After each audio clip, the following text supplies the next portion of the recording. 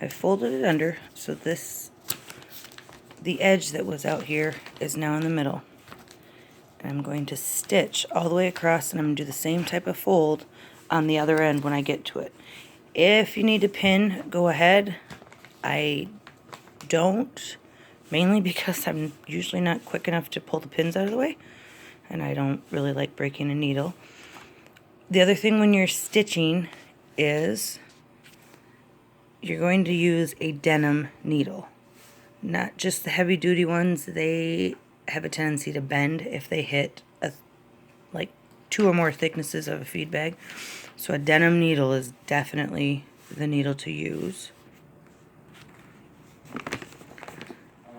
When I said you didn't have to worry about the bottom and it not being straight, this is why. We're going to make a straight line all the way across the feed bag, the bottom of the feed bag, to get the bottom of your tote. I've finished the whole bottom part of this, and obviously, I shouldn't say obviously, you'll do a tack stitch at the beginning and end to lock it in place. If you are like me and you're using an older machine like this, and it is not a free arm machine, I end up putting mine up on some wood blocks, so that way when I go to do the next step, I can feed the feed bag all the way around, and I have to constantly stop and readjust.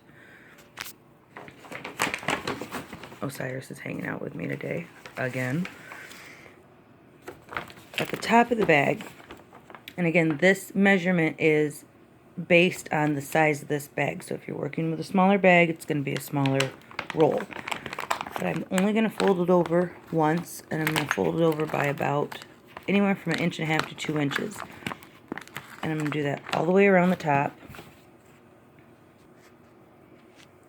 I fold it all around, and then I push it back down, and basically so the bag's back in half, and make sure that it kind of lines up a little bit. It's a little off, but with a feed bag, it's probably about as close as you're going to get. It's a very unforgiving material to work with.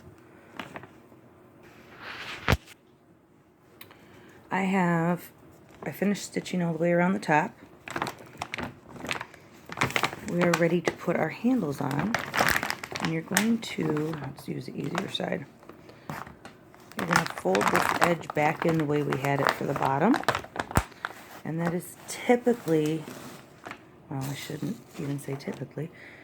Normally that is how I figure out the placement for the handles, but with this bag, because it has the seam here, what I will end up doing is, to make it easier on myself, I will line the handle up here, right out here, and then I will mirror it on this side, and then I'll show you the next step after I get those on. I have the handle all lined up on the machine. You can pin this if you want. Again, I don't pin. I forget to take pins out, and then I have broken needles.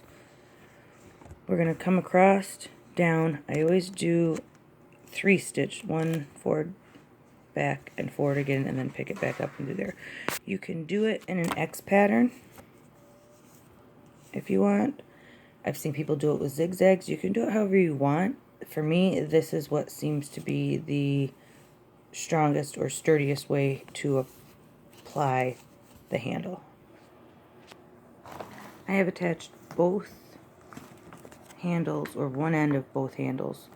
I always stitch the handle to the inside of the tote. I think it looks a little cleaner when it's done, and it's less likely to catch on anything if you're walking by or something or whatever. I just think it looks a little neater, and it's a little easier there. To figure out the placement for the next end of your handle, you're going to fold the feed bag in half. And see, I was a little off here, but that's okay. Sorry. I'm going to flip this up. And again, you can pin it, or you can mark it with your finger. You can, however you want, mark it with a pen. I would recommend, if you do that, marking it on the inside of the bag to figure out the placement of the next end of your handle. So you can see what I was saying is now I've got it placed, and I don't put the end of the handle all the way to the inside fold of this. just enough that it gives me room to stabilize it, stitch it down and stabilize it. Again, if you're working with a smaller bag, it's not going to be nearly as far down. You're going to give yourself a little bit more handle space like that. It's all based on the size of the bag that you're using. We now have both handles attached. You can see one stitch across the top on the side, 3 at the bottom to stabilize it, and then one more. And I did that on all 4 ends. So now it is time to turn your tote right side out and see what it looks like. Our tote is complete. I think it turned out pretty cute. Got the cute little rabbits on there. It says rabbit. The feet is kind of tucked under the bottom. When you turn this tote right side out, in the bottom of it, and we did that little fold on both ends, that's what gives us the square base, or rectangular base I should say.